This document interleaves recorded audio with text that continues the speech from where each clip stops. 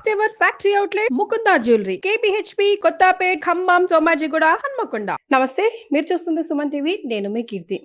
2025 సంవత్సరంలో మహిళలకి, వివిధ రాశుల్లో జన్మించిన మహిళలకి ఎలా ఉండబోతోంది, ఎంత మంచి జరగబోతోంది, ఎంత చెడు జరగబోతోంది, దానికి ఏం పరిహారాలు చేసుకుంటే వచ్చే సంవత్సరం అంతా మనం హాయిగా గడపచ్చు, ఇలాంటి విషయాలు మనకు తెలియజేయడానికి మనతో పాటు ప్రముఖ ఆస్ట్రాలజర్ బ్రహ్మశ్రీ నందిబట్ల శ్రీహరి శర్మ గురువు గారు ఉన్నారు. నమస్తే గురుగారు.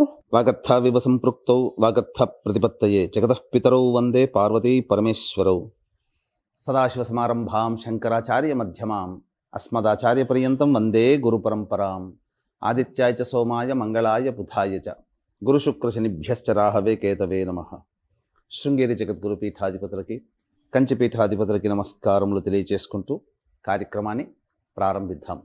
ముందుగా వీక్షించేటువంటి సుమన్ టీవీ ప్రేక్షకులకి మనవి, ఇప్పుడు మనం చెప్పుకోబోయేటివి 2025 సంవత్సరంలో ఉండేటువంటి ద్వాదశ రాశుల వారికి సంబంధించినటువంటి మంచి చెడు విషయాల గురించి ఏ విధంగా ఉండబోతుంది.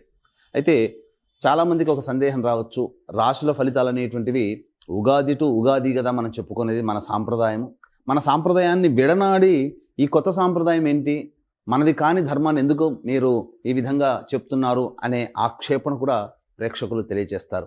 అయితే ఇక్కడ ధర్మం అంటూ ఒకటి ఉంటుందండి, శాస్త్రం అంటూ ఒకటి ఉంటుంది. మనకేం చెప్పబడుతుంది, ప్రపంచమంతా ఒకటి నమ్మింది అని అంటే అది ధర్మము శాస్త్రమై కూర్చుంటుంది. కాబట్టి ప్రపంచమంతా కూడా నూతన సంవత్సరంగా జనవరి 1 నుంచి డిసెంబర్ 31 వరకు పరిగణనలోకి తీసుకుంటున్నాయి. అయితే మనం కూడా అదే బాటలో, అంటే ఇక్కడ ఏంటి, ఆంగ్ల నూతన సంవత్సర భావంగా తీసుకొని ఫలితాలు చెప్తున్నాం అంతే తప్ప విశ్వావసునామ సంవత్సరంలో వచ్చే విశ్వావసునామ సంవత్సరానికి సంబంధించినటువంటి విధంగా చెప్పట్లేదు. జనవరి 1వ తారీఖు నుంచి డిసెంబర్ 31వ తారీఖు వరకు ఉండేటువంటి గ్రహస్థితిని దృష్టిలో పెట్టుకొని 12 రాశుల వారికి ఏ విధంగా ఉండబోతుందో విషయాలే తెలుసుకుంటున్నాం. మళ్ళీ మన సాంప్రదాయం ప్రకారం ఉగాది సందర్భంగా వచ్చే విశ్వావసునామ సంవత్సరంలో 12 రాశుల వారికి ఉగాది టు ఉగాది సంబంధించినటువంటి శుభ అశుభ ఫలితాల గురించి మళ్ళీ మీ ముందుకు వచ్చే ప్రయత్నం చేస్తాను. ఇప్పుడు చెప్పబోయేటువంటి మాత్రం కేవలం ఆంగ్ల నూతన సంవత్సరంగా అనగా 2025 సంవత్సరంలో జనవరి 1 నుంచి డిసెంబర్ 31 వరకు మాత్రమే ఉండగలిగేటువంటి ఫలితాల గురించి చెప్పేటువంటి ప్రయత్నం చేస్తాను. కాబట్టి ఈ చిన్న గమనికని మీరు గమనించవచ్చని చెప్తున్నాం. ద్వాదశ రాశుల్లో భాగంగా మహిళలకి 2025 ఎలా ఉండబోతోందో మనం తెలుసుకుంటున్నాం. అందులో భాగంగా ఇప్పుడు ధనుసు రాశి వారికి ఎలా ఉంటుందో సూచించండి గురుగారు. ధనుస్సు రాశి వారికి జనవరి 1 నుంచి డిసెంబర్ 31వ తారీఖు వరకు 2025 సంవత్సరంలో ఏ విధంగా ఉండబోతుందో తెలుసుకునే ముందు గ్రహ సంచారం తెలుసుకుందాం.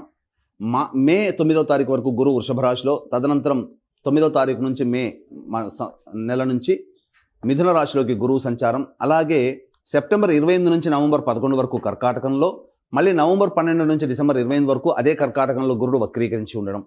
ఇక తదుపరి గమనించుకున్నట్లయితే 16వ తారీఖు ఏప్రిల్ వరకు శని కుంభరాశిలో సంచారం చేస్తుండడం, 16 ఏప్రిల్ నుంచి అక్టోబర్ 19 వరకు మీనరాశిలో, అలాగే ఈ మధ్యలో జూలై 8 నుంచి అక్టోబర్ 9 వరకు మీనరాశిలోనే శని వక్రీకరించి స్థితి పొంది ఉండడం.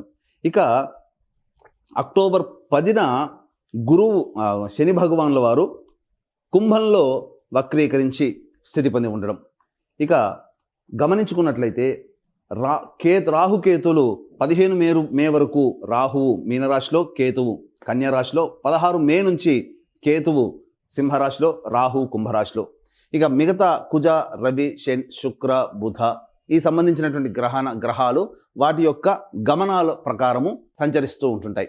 అయితే ఈ యొక్క ధనుస్సు రాశి వారికి ఏ విధంగా ఉండబోతుంది అనేటువంటి విషయాన్ని కనుక గమనించుకున్నట్లయితే, ఈ సంవత్సరం ధనుస్సు రాశి వారు ముఖ్యంగా గురుబలం అత్యధికంగా ఉన్నటువంటి జాతకులుగా చెప్పవచ్చు. అలాగే కొంతకాలము ఈ శని భగవానుల వారు, అంటే గత 2 సంవత్సరాలుగా ఏలిన నాటి శని దోష ప్రభావం పోయింది, ఇక సంతోషమే అని అనుకున్నటువంటి తరుణంలో కొన్ని నెలలు అర్ధాష్టమ శని దోష ప్రభావంతో గురవుతారు. కాబట్టి అలాగే రాహుకేతుల యొక్క ప్రభావం కూడా చక్కగా 9వ స్థానము మరియు 4వ స్థానంలో రాహుకేతుల యొక్క 3వ స్థానంలో రాహుకేతుల యొక్క సంచారము మే నుంచి ఉంటుంది. కాబట్టి చాలా ఒక గురువు మాత్రమే మిమ్మల్ని ఎల్లవేళలా రక్షిస్తూ ఉంటుంటాడు. అయితే ఇక్కడ గమనించాల్సినటువంటి అంశం ఏంటంటే కొన్ని రోజులు మాత్రం, ఒక 45 రోజులు మాత్రము గురువు మీకు యోగంగా ఉండట్లేడు. ఆ 45 రోజులు ఏంటి, ఆ సమయంలో ఎలాంటి పరిహారాలు పాటించుకోవాలి, అలాగే శని భగవానుల వారు ఎప్పుడు ఎలాంటి స్థితిలో మనకు యోగాన్ని కలగజేస్తున్నాడో, అవయోగాలు ఎప్పుడు ఉంటాయి, రాహుకేతుల ప్రభావం, మిగతా కుజ రవిగ్రహాల యొక్క ప్రభావము అనేటువంటి విషయాల గురించి చాలా సవివరముగా తెలియచేయడానికి ప్రయత్నం చేస్తాను. ఇక ముందుగా గమనించుకున్నట్లయితే ఇక గురు భగవానుల వారు 9 మే వరకు కూడా వృషభ రాశిలో సంచారం చేస్తున్నాడు. కాబట్టి మార్చి వరకు కూడా వక్రీకరించినటువంటి స్థితి కారణం చేత, జనవరి నుంచి మార్చి వరకు కూడా 6వ స్థానంలో గురు వక్రీకరించినటువంటి కారణం చేత పంచమ కోణ ప్రభావాల్ని ఇస్తున్నాడు. అంటే అద్భుతమైనటువంటి యోగము 9వ తారీఖు మే వరకు ఉంటుంది. తదనంతరం మళ్ళీ 7వ స్థానంలోకి ప్రవేశం చేస్తున్నాడు. తద్వారా ఈ గురువు గారు కూడా చక్కగా యోగించేటువంటి స్థితిలో మీకున్నారు. ఎప్పటి నుంచి? మే 9 నుంచి సెప్టెంబర్ 28వ తారీఖు వరకు గురువు గారు మిథున రాశిలో సంచారం చేస్తున్నారు. ఇక గమనించుకున్నట్లయితే సెప్టెంబర్ 28 నుంచి నవంబర్ 11 తారీఖు వరకు కర్కాటక రాశిలో సంచారం చేస్తున్నాడు. ఇది కాస్త అవయోగాన్ని కలిగించేటువంటి సమయం. ఎందుకనంటే రాశి నుంచి 8వ స్థానంలో గురుగ్రహ సంచార ప్రభావం చేత కొన్ని ఇబ్బందికర పరిస్థితులు అనేటువంటివి కలుగుతాయి. ఇక గమనించుకున్నట్లయితే ఇక్కడ ప్రధానంగా ఈ సంబంధించినటువంటి ఈ సెప్టెంబర్ 28 నుంచి నవంబర్ 11 వరకు ఈ గురువు గారు 8వ రాశిలో సంచారం చేస్తున్నందువల్ల ఏమవుతుంది? ప్రధానంగా గురువు అంటే ఎవరు? విద్య, ధనము, కీర్తి, ప్రతిష్టలు. కాబట్టి ఈ మూడింటికి సంబంధించినటువంటి పనులలో అనుకూలత. కాబట్టి వీటికి సంబంధించినటువంటి సమస్యలు ఎదురవుతాయి. సంతానం కోసం ఎదురు చూసేటువంటి వాళ్ళకి సంతాన నష్టము, అనగా దంపతులకి, స్త్రీలకి మిస్క్యారీస్ అవుతుండడం సెప్టెంబర్ 28 నుంచి నవంబర్ 11 మధ్య కాలంలో ఉండవచ్చు. కాబట్టి జాగ్రత్తలు పాటించాలి. లేదు, విద్యార్థులకైతే ఇబ్బంది గడ్డు కాలము. అలాగే ధనం కోసం సంపాదించేటువంటి వాళ్ళకి, ధన ప్రయత్నాలు ఉన్నటువంటి వారికి ధన నష్టం సూచన జరుగుతుంది. ఈ సమయంలో ఏ పనులు అనుకుంటారో ఆ పనులన్నీ కూడాను ఆటంకాలతో కలుగుతూ ఉంటుంటాయి. అన్నిటికంటే ముఖ్యంగా ఇది మనదిరా అనుకున్నటువంటిది, వీళ్ళు మనవులురా అనుకున్నటువంటిది వీళ్ళు దూరం అయ్యేటువంటి అవకాశాలు ఎక్కువగా ఉంటాయి. కాబట్టి జాగ్రత్తలు పాటించండి. ఇక నవంబర్ 12 నుంచి డిసెంబర్ 28 వరకు మళ్ళీ గురువు కర్కాటకంలోనే వక్రీకరించినటువంటి కారణం చేత మళ్ళీ శుభుడవుతున్నాడు. కాబట్టి శుభ ఫలితాలు ఉంటాయి. కాబట్టి ఒక 2 నెలల కాలం మాత్రమే గురువు మీకు అనుకూలంగా లేడు, 10 నెలలు అనుకూలంగా ఉన్నాడు. ఇంకేం కావాలండి? ఇక సంబంధించి చూసుకున్నట్టయితే శని భగవానుల వారు 16 ఏప్రిల్ వరకు 3వ స్థానంలో సంచారం చేస్తుండడం వల్ల అద్భుతమైనటువంటి యోగాన్ని కలగచేస్తున్నాడండి. అందులో ఏమాత్రం సందేహం లేదు. అయితే 16 ఏప్రిల్ నుంచి అక్టోబర్ 9 వరకు మీనరాశిలో సంచారం చేస్తున్నాడు. అర్ధాష్టమ శని దోష ప్రభావం. అయితే ఏప్రిల్ 16 నుంచి అక్టోబర్ 9 వరకు అర్ధాష్టమ శని దోష ప్రభావంతో ఉంటారా అంటే జూలై 8వ తారీఖున వక్రీకరించే స్థితి పొంది ఉంటున్నాడు మీనరాశిలో. అప్పుడు ఏమవుతుంది? అర్ధాష్టమ శని దోషం కాస్త మళ్ళీ యోగకారకుడుగా మారుతున్నాడు జూలై 8 నుంచి అక్టోబర్ 9 వరకు. కాబట్టి ఏప్రిల్ 16 నుంచి మే 16, జూన్ 16, 2 నెలలు, తర్వాత ఈ 22 నెలలు, అంటే ఎంత? 82 రోజుల పాటు మీకు ఈ యొక్క శని భగవానుల వారు అర్ధాష్టమ శని దోష ప్రభావాన్ని కలగచేస్తున్నారు. ఇది వాస్తవంగా గుర్తుంచుకోండి. కాబట్టి శని భగవానుల వారు కూడా యోగదాయకమే అనేటువంటి విషయాన్ని మీరు గమనించుకోవాలి. ఈ 82 రోజులు మీకు యోగాన్ని కలగజేస్తున్నాడు. జూలై 8న వక్రీకరించి మీనంలో వక్రీకరించి తదనంతరం అక్టోబర్ 10 వరకు ఉంటాడు. జూలై 8 నుంచి కుంభంలో వక్రీకరించి ఉంటాడు. అప్పుడేమవుతుంది? విచిత్రంగా మళ్ళీ ధనుసు రాశి వారికి కుంభంలో అక్టోబర్ 10 నుంచి నవంబర్ 26 వరకు, అంటే దగ్గర అక్టోబర్ అంటే దగ్గర 30-46 రోజులు కుంభంలో వక్రీకరించినటువంటి కారణం చేత మళ్ళీ ఏలినాటి శని దోష ప్రభావాన్ని గురవుతుంటాడు. కాబట్టి చూసుకున్నట్లయితే ఈ యొక్క శని ప్రభావం అనేటువంటిది మీకు ఏప్రిల్ 16 నుంచి జూలై 8 వరకు, మళ్ళీ అక్టోబర్ 10 నుంచి నవంబర్ 26 వరకు అర్ధాష్టమ శని, ఏలినాటి శని దోష ప్రభావాన్ని కలిగి ఉంటాడు ఈ యొక్క శని భగవానుల వారు. తద్వారా ఏమవుతుంది? విచిత్రంగా కొంత ఇబ్బందికర పరిస్థితులు అనేటువంటివి కలుగుతున్నాయి. కాబట్టి ధనుసు రాశి వాళ్ళు చాలా కేర్ఫుల్గా ఉండాలి. చెప్పినటువంటి సమయంలో ఈ చెప్పినటువంటి అష్టమ శని, అర్ధాష్టమ శని మరియు ఏలినాటి శని దోషం ఉన్నటువంటి సమయం ఏదైతే ఉందో ఆ సమయంలో కష్టాలు అనేటువంటివి కలుగుతాయి. ఇక రాహుకేతుల గురించి చూసుకున్నట్లయితే 15 మే వరకు రాహు చతుర్థంలో, దశమంలో 15 మే వరకు కేతు ఉంటాడు కన్యా రాశిలో. 15 మే నుంచి అనగా 16 మే నుంచి కుంభరాశిలోకి రాహు ప్రవేశించగానే రాహు శుభుడవుతున్నాడు. నవమ స్థానంలో కేతు కూడా ఉన్నటువంటి కారణం చేత ధనుసు రాశి వారికి కేతు కూడా శుభుడవుతున్నాడు ఇక్కడ. తద్వారా ఏమవుతుంది, యోగించేటువంటి స్థితిగతులు ఉంటాయి. కాకపోతే తండ్రి గారి ఆరోగ్యం పట్ల శ్రద్ధ వహించాలి. అలాగే విదేశీయానగా దూర ప్రాంత ప్రయాణాలు చేసేటప్పుడు కూడా అక్కడ దూర ప్రాంతంలో ప్రత్యేక శ్రద్ధలు తీసుకుంటేనే నిలవగలుగుతాము అనే విషయాన్ని గుర్తుపెట్టుకోవాలి. ఇక తర్వాత చెప్పొచ్చేది ఏమిటంటే, ఈ యొక్క ధనుస్సు రాశిలో జన్మించినటువంటి ఉద్యోగస్తులు, కేంద్ర రాష్ట్ర ప్రభుత్వ ఉద్యోగస్తులకైతే చక్కగా ప్రమోషన్స్తో కూడుకున్నటువంటి బదిలీలు అనేటువంటివి జరుగుతాయి. ఇక ప్రైవేట్ రంగంలో ఉన్నటువంటి వారికి ఖచ్చితంగా బాధ్యతతో కూడుకున్నటువంటి ప్రమోషన్స్ అనేటువంటివి వస్తాయి. ఇక అన్నిటికంటే ప్రధానంగా గమనించుకున్నట్లయితే నిరుద్యోగస్తులకి ఉద్యోగం లభించి తీరుతుంది. ఈ యొక్క ధనుసు రాశిలో జన్మించినటువంటి రాజకీయ నాయకులకి చక్కగా ప్రజాదరణ కలిగినటువంటి పదవి లభిస్తుంది. నామినేటెడ్ పోస్టులోనే ఉంటారు. లేదా ప్రజారంజకంగా ఈ ఆల్రెడీ ధనుసు రాశిలో ఉన్నటువంటి నాయకులు ప్రజలతో మమేకమైపోయి ప్రత్యేక గుర్తింపుని తెచ్చుకుంటారని చెప్పవచ్చు. ఈ యొక్క ధనుసు రాశిలో జన్మించినటువంటి ఈ యొక్క సినీ రంగ ప్రముఖులు కావచ్చు, కళారంగంలో కావచ్చు, 24 ఫ్రేమ్స్లో వర్క్ చేసేటువంటి వాళ్ళు కావచ్చు, మీడియా రంగం వాళ్ళు కావచ్చు, సోషల్ మీడియా కావచ్చు, ప్రింటింగ్ అండ్ ఎలక్ట్రానిక్స్ మీడియా రంగంలో ఉన్నటువంటి వాళ్ళు కావచ్చు, వాళ్ళకందరికీ కూడాను అద్భుతమైనటువంటి యోగదాయకమైనటువంటి ఫలితములు ఉంటాయి. అధిక సంపాదన ఈ సంవత్సరం వారికి ఉండబోతుంది. తద్వారా కొత్త కొత్త ప్రాజెక్టులు అనేటువంటివి సైన్ చేస్తారు. తద్వారా డబ్బు వస్తుంది, ప్రజాదరణ కూడా పెరుగుతుంది. ఇక అన్నిటికంటే ప్రధానమైనటువంటిది రెస్టారెంట్ బిజినెస్ నడిపే వాళ్ళు, ఫుడ్ ప్రాసెసింగ్ ఎఫ్ఎంసీజీ రంగంలో ఉన్నటువంటి వాళ్ళు, అలాగే జనరల్ స్టోర్ సూపర్ మార్కెట్లు నడిపేటువంటి వాళ్ళు, ఎడ్యుకేషనల్ బిజినెస్లో ఉన్నటువంటి వాళ్ళు, అలాగే ఈ సంబంధించినటువంటి జ్యువెలరీ రంగంలో ఉన్నటువంటి వాళ్ళు, తీర్థయాత్రలు చేసేటువంటి వ్యాపారస్తులు, అలాగే పూజా స్టోర్స్ నడిపేటువంటి వాళ్ళు, వీళ్ళకందరికీ కూడా అత్యంత శుభదాయకమైనటువంటి గౌరవప్రదమైనటువంటి సంపాదన ఉంటుంది. వ్యాపార విస్తరణ చేసుకుంటారు, అధిక ధనాదాయాన్ని పొందుతారు. ఇక ఈ ధనుసు రాశిలో జన్మించినటువంటి రైతులైతే 2 పంటలు కూడా అధికంగా లాభాలు వస్తాయి. అధిక దిగుబడి కలిగినటువంటి పంటలనే వీళ్ళు ఎంచుకుంటారు. తద్వారా రైతులకి ఈ సంవత్సరం శుభదాయకంగా ఉంటుందని చెప్పవచ్చు. ఇక ముఖ్యంగా విద్యార్థులకి కోరుకున్నటువంటి విద్యాలయాల్లో ప్రవేశం అనేటువంటిది ఈ గ్రహాల యొక్క ప్రభావం వలన కలుగుతుంది. అలాగే ఈ సంబంధించినటువంటి చూసుకున్నట్లయితే ఈ జూలై 8వ తారీఖు నుంచి అక్టోబర్ 10వ తారీఖు వరకు ఉన్నటువంటి సమయంలో వీరు విద్యార్థులు విదేశీయానం చేసేటువంటి ప్రయత్నాలు యోగిస్తాయి. ఇక గమనించుకున్నట్లయితే ఈ సంబంధించినటువంటి ధనుసు రాశిలో జన్మించినటువంటి లాయర్లు కానీ, లేకపోతే ఎలక్ట్రానిక్స్ అండ్ కంప్యూటర్ రంగంలో ఉన్నటువంటి వాళ్ళు కానీ, సాఫ్ట్వేర్ వ్యాపారస్తులు, ఉద్యోగస్తులు, వీళ్ళకందరికీ కూడాను చక్కటి ఆదాయం కలిగినటువంటి జీవన విధానము ఉంటుంది. ఇక గమనించుకున్నట్లయితే ఈ స్టీల్ అనగా ఈ ధనుసు రాశిలో జన్మించినటువంటి వాళ్ళకి స్టీల్ రంగం కానీ, ఎడిబుల్ ఆయిల్స్ రంగంలో కానీ, తోలు చర్మ వ్యాపారస్తులు ఎవరైతే ఉంటారో వాళ్ళకందరికీ కూడాను ఏప్రిల్ 16 వరకు అద్భుతమైనటువంటి యోగ కాలము. మళ్ళీ జూలై 8 నుంచి అక్టోబర్ 10వ తారీఖు వరకు కూడా యోగ కాలమే.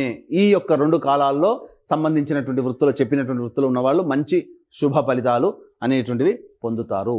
ఇక గమనించుకున్నట్లయితే ఈ యొక్క సంబంధించినటువంటి ధనుసు రాశిలో జన్మించినటువంటి వారు స్పెక్యులేషన్ రంగంలో ఉన్నటువంటి వారికి అధిక ధనాదాయము వచ్చి తీరుతుంది. అందులో సందేహం అంటూ ఏమీ లేదు. అయితే నిరుద్యోగస్తులకి ఏ సమయంలో ఉద్యోగం లభించబోతుంది అన్నప్పుడు ఫిబ్రవరి 11 నుంచి మార్చి 12వ తారీఖు వరకు ఉన్నటువంటి కాలంలో ఈ సంవత్సరంలో వారికి ఉద్యోగం లభిస్తుంది నిరుద్యోగస్తులకి. లేదా ఈ యొక్క ప్రమోషన్స్ లిస్టులో ఫిబ్రవరి 11 నుంచి మార్చి 12 వరకు ప్రమోషన్స్ లిస్ట్లో ఉంటారు. ప్రమోషన్స్ వస్తాయి ఉన్నటువంటి ఉద్యోగస్తులకి. అయితే ఇంకా మే 13 నుంచి జూలై 14వ తారీఖు వరకు ఉన్నటువంటి సమయం ఏదైతే ఉంటుందో అద్భుతమైనటువంటి సమయముగా చెప్పవచ్చు ఈ యొక్క సంబంధించినటువంటి రాశిలో జన్మించినటువంటి వారు. ఇక గమనించుకున్నట్లయితే ప్రధానంగా అక్టోబర్ అనగా సెప్టెంబర్ 16వ తారీఖు నుంచి నవంబర్ 15వ తారీఖు వరకు ఉన్నటువంటి కాలం కూడా మీరు విదేశీయానం చేసేటువంటి పరిస్థితులు గోచరమవుతున్నాయి ఉద్యోగస్తులకు. అయితే అనగా దూర ప్రాంత బదిలీలు కానీ, ప్రమోషన్స్తో కూడుకున్నటువంటి బదిలీలు కానీ ఈ యొక్క సెప్టెంబర్ 16 నుంచి నవంబర్ 14వ తారీఖు వరకు ఉంటుందని చెప్పవచ్చు. ఇక అన్ని విధాలుగా చూసుకున్నట్లయితే ఈ యొక్క రాశిలో జన్మించినటువంటి స్త్రీలు ఎవరైతే ఉంటారో వాళ్ళకి కుటుంబంలో గౌరవ మర్యాదలతో కూడుకున్నటువంటి జీవన విధానం ఉంటుంది. మీ మాటకి విలువ ఇస్తారు. స్థిర చరాస్తులు అనేటువంటి కొనుగోలు చేస్తారు. బాధ్యతల్ని నెత్తి మీద వేసుకుంటారు. తద్వారా మీరు ఆ బాధ్యతల్ని నెరవేర్చుకోవడం కోసం కష్టాలు పడక తప్పదు. కాబట్టి కష్టం ఉంటుంది. అయితే ఆరోగ్య సమస్యలు అనేటువంటివి కనుక చూసుకున్నట్లయితే ప్రధానంగా ఈ యొక్క సంబంధించినటువంటి జనవరి 21వ తారీఖు వరకు ఈ రాశిలో జన్మించినటువంటి స్త్రీ పురుషులకి కొంత అనారోగ్య లక్షణాలు అనేటువంటివి ఉంటాయి. అయితే యోగదాయకమైనటువంటి పరిస్థితి ఎప్పుడు ఉంటుంది? జనవరి 21 నుంచి ఏప్రిల్ 1వ తారీఖు వరకు ఉన్నటువంటి సమయము అద్భుతమైనటువంటి సమయం. రియల్ ఎస్టేట్ రంగంలో ఉన్నటువంటి వాళ్ళు, అలాగే లాయర్ వృత్తిలో ఉన్నటువంటి వాళ్ళకి అద్భుతమైనటువంటి రాజయోగం కలగబోతుంది. నూతన ప్రాజెక్టులు విస్తరిస్తారు. తద్వారా మంచి జీవన విధానం అనేటువంటిది ఉంటుందని చెప్పవచ్చు. ఇక మళ్ళీ సెప్టెంబర్ 12వ తారీఖు నుంచి అక్టోబర్ 24వ తారీఖు వరకు ఉన్నటువంటి కాలం కూడా లాయర్లు కావచ్చు, రియల్ ఎస్టేట్ రంగంలో ఉన్నటువంటి వాళ్ళు కావచ్చు, ఈ సంబంధించినటువంటి జనవరి 21 తర్వాత నుంచి ఏప్రిల్ 1వ తారీఖు మధ్య చేపట్టినటువంటి నూతన ప్రాజెక్టులు ఏవైతే ఉంటాయో అవన్నీ కూడాను సెప్టెంబర్ 12 నుంచి అక్టోబర్ 24 మధ్య కాలంలో దాదాపుగా పూర్తి చేసుకొని లాభాల బాటల్లో ఉంటారని చెప్పవచ్చు. కాబట్టి మీ మాటకు విలువ పెరుగుతుంది. అన్నిటికంటే ప్రధానమైనటువంటిది జాతకరీత్యా ప్రధానంగా ఈ జూలై 26 నుంచి సెప్టెంబర్ 10వ తారీఖు వరకు ఉన్నటువంటి సమయం ఏదైతే ఉంటుందో ఉద్యోగంలో మార్పులు చేర్పులు చోటు చేసుకుంటాయి. ఉద్యోగంలో మీకు కాస్త అసహనం పెరిగిపోతుంది, కోపం ఎక్కువగా ఉంటుంది. కాబట్టి ఆ సమయంలో లౌక్యంతో ఎదుటి వాళ్ళతో, కుటుంబ సభ్యులతో మీరు వ్యవహరించండి. ఈ విధంగా చెప్పుకుంటే అన్ని రకాలుగా ఈ యొక్క ధనుసు రాశిలో జన్మించినటువంటి వారికి మంచి శుభ ఫలితాలు అనేటివి కలుగుతున్నాయి. ఇక ముఖ్యంగా గమనించుకున్నట్లయితే ఈ యొక్క ఏలినాటి శని ప్రభావం ఉండడం, గురువు కూడాను అనుకూలంగా ఉండడం, ఒక 2 నెలల పాటు అనుకూలంగా లేకపోవడం, ఇవన్నీ కూడా జాతకరీత్యా కొంతవరకు కొన్ని రోజులు ఇబ్బందులు పడక తప్పదు. శని భగవాన్ల వారు విచిత్రంగా ఈ ధనుస్సు రాశి వారికి అర్ధాష్టమ శని దోష ప్రభావము, ఏలినాటి శని దోష ప్రభావం సంబంధించి కొన్ని పరిస్థితులు గోచరమవుతున్నాయి. కాబట్టి అప్పుడు కొన్ని కష్టాలు పడక తప్పదు. కాబట్టి ఇక్కడ చెప్పబడినటువంటిది అంతా కూడాను గొప్పగా ఉన్నటువంటిది ఏదైతే ఉందో అది మీ యొక్క రాశిరీత్యా చెప్పబడేటువంటిది. మీకు గనక ఈ యొక్క ధనుసు రాశిలో జన్మించినటువంటి వారికి వివాహ సంబంధములు నిశ్చయమవుతాయి. ఈ సంవత్సరం చక్కగా వివాహము కుదురుతుంది. అందులో ఏమాత్రం సందేహం లేదు. కాకపోతే ఇక్కడ వివాహం కాకపోయి ఉంటే మీ తల్లిదండ్రుల యొక్క జాతకము, మీ తోడబుట్టిన వాళ్ళ జాతకం కూడా మీ మీద ఇంపాక్ట్ చూపించబడుతుంది. వివాహం అయితే మీ యొక్క భర్త కానీ, భార్య కానీ, మీ కడుపున పుట్టిన సంతానం జాతకం కూడా మీ మీద ప్రభావం చూపుతుంది, స్త్రీ పురుషులకు ఎవరికైనా. కాబట్టి జాతకరీత్యా అందరికీ ఇప్పుడు మంచిగా ఉండాలి. మీ యొక్క సంకల్పం ఈ సంవత్సరం 2025వ సంవత్సరంలో నెరవేరాలి. మీ ప్రతి మనిషికి కూడాను జాతకరీత్యా విద్య, వివాహ, ఉద్యోగ, దాంపత్య, సంతాన, అనారోగ్య సమస్యలే ఎక్కువగా ఉంటాయి. విదేశీయానము, విదేశీ విద్యము, అలాగే ఇటువంటివన్నీ కూడా. కాబట్టి ఈ ధనుసు రాశి వారికి ఈ సంవత్సరంలో నరఘోష కూడా ఎక్కువగా ఉంటుంది. కాబట్టి ఇటువంటి దోషాల నివారణకి మరియు జాతకరీత్యా 12 రాశులు కూడాను శని ప్రభావానికి గురవుతున్నాయి. గుర్తుపెట్టుకోండి, ఏ రాశి కూడా ఎగ్జంప్షన్ కాదు, 12 రాశులు కూడాను ఎగ్జంప్షన్ కాదు. అన్ని రాశులు శని ప్రభావానికి గురవుతున్నాయి. కాబట్టి ఈ సంవత్సరంలో 2025 సంవత్సరంలో ద్వాదశ రాశుల వారికి శని దోష నివారణార్థమై సర్వదోష నివారణ పూజలు, సంకల్ప సిద్ధి హోమాలు అనేటువంటివి ఈ 2025 సంవత్సరంలో జనవరి 13వ తారీఖు రోజున అత్యద్భుతమైన రోజు, పౌర్ణమి తిథి, మరియు ఈ యొక్క అద్భుతమైనటువంటి తిథి రోజున శ్రీకాళహస్తిలో కానీ, శ్రీశైల క్షేత్రంలో కానీ 2025 సంవత్సరంలో శ్రీకారం చుట్టబోతున్నాము. అంటే ప్రతి నెల ఒక్కొక్క పుణ్యక్షేత్రంలో, ఒక్కొక్క క్షేత్రంలో వివిధ రకాలైనటువంటి పూజలు, హోమాలు అనేటువంటివి ప్రతి నెల చేయించడం జరుగుతుంది. వాటి వీడియోలు కూడా మీకు పంపించడం జరుగుతుంది. మీ కుటుంబ సభ్యుల అందరి గోత్రనామాలతో కార్యక్రమం చేయించడం జరుగుతుంది. దీని రిజిస్ట్రేషన్ వివరాలు కార్యక్రమ తదనంతరం కాంటాక్ట్ చేసి పూర్తి వివరాలు తెలుసుకోవచ్చు. అలాగే తండ్రి వైపు 6 తరాలు, తల్లి వైపు 3 తరాలు, భార్య వైపు 3 తరాలు, భర్త వైపు 6 తరాల్లో ఏవైనా దుర్మరణాలు ఉన్నా, లివర్ ఫెయిల్యూర్, కిడ్నీ ఫెయిల్యూర్, క్యాన్సర్తో ఎవరైనా కుటుంబ సభ్యులు మరణించినా, 60 సంవత్సరాల లోపల కుటుంబ సభ్యులు ఏ విధంగానైనా చనిపోయినా వాటిని పితృదోషం లేదా పితృశాపం అంటారు. కాబట్టి వీటి నివారణకి, పితృదోష నివారణకి కూడా ప్రతి నెల మన పీఠం ఆధ్వర్యంలో జరపబడుతుంది. వాటి వివరాలు కూడా కార్యక్రమ తదనంతరం కాంటాక్ట్ చేసి తెలుసుకోవచ్చు. ఇప్పుడు ఈ యొక్క ద్వాదశ రాశుల వారికి సంబంధించినటువంటి దోషాల నివారణకి పరిహారాలు అనేటువంటివి తెలియజేసుకుందాం. ఇక్కడ గమనించుకున్నట్లయితే ఈ యొక్క 2025 సంవత్సరంలో ద్వాదశ రాశుల వారికి సంబంధించినటువంటి ఇబ్బందులు, అనగా ముఖ్యంగా ధనుస్సు రాశి వారికి ఇబ్బందులు ఎదురైనప్పుడు ఈ సంవత్సరం అంతా ఎటువంటి పరిహారాలు చేసుకోవాలి అని అంటే, ప్రతిరోజు కూడాను శివాలయ సందర్శనం, విష్ణు దేవాలయ సందర్శనం చేసుకుంటే మంచిది. ప్రతిరోజు విష్ణు దేవాలయం చేసుకుంటే ఇంకా మంచిది. లేదా సమస్యలు కలిగినప్పుడు తులసి చెట్టు దగ్గర ఆవు నేతితో దీపారాధన చేసి ఒక 27 రోజుల పాటు విష్ణు సహస్రనామ పారాయణం చేయండి, సమస్య పరిష్కారం అవుతుంది. అలాగే ప్రతిరోజు కూడాను దత్తకవచ పారాయణం చేయడం మరియు సూర్యుడికి నమస్కారం, సూర్యాష్టకం 6 సార్లు పారాయణం చేయడం, ఆదివారం నాడు మాంసాహార భోజనం నిషిద్ధము అనేటువంటిది కనుక పెట్టుకుంటే చాలా మంచి ఫలితాలు పొందుతారు. ఇక చెప్పినటువంటి విషయాల కంటే విభిన్నంగా మీ యొక్క జాతకం ఉంది అనంటే మీ యొక్క జాతకంలోని నడుస్తున్నటువంటి దశాంతర్దశల యొక్క ప్రభావాలు కావున దగ్గరలోని మంచి ఉపాసనాపరులైనటువంటి పండితుల్ని, జ్యోతిష పండితుల్ని సంప్రదించి వారి సలహాలు సూచనలు కనుక పాటించి మంచి ఫలితాలు, మంచి జీవనాన్ని పొందుతారని ఆశిస్తూ సర్వం శ్రీ ఉమామహేశ్వర పరబ్రహ్మార్పణమస్తు.